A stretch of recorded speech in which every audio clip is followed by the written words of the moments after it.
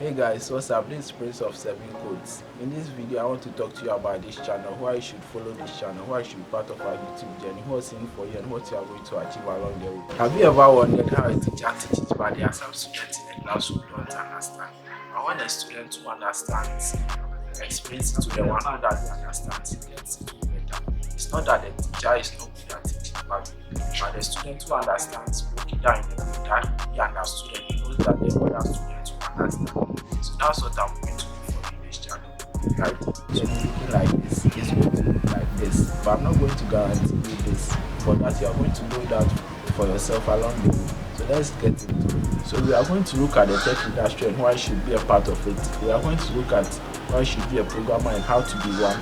Where we are going to look at various aspects of programming like web development, software development, web design, data science, artificial intelligence, game development, and a whole lot more standard of things, because it's going to be what you are going to be dealing with. Right. So to look at programming languages like HTML, CSS, JavaScript, Python, Java, C, C++, C#, and a whole lot more. Go into frameworks and libraries like bootstrap, bulma, foundations, w3.css, react, vue, angular, and a whole lot more.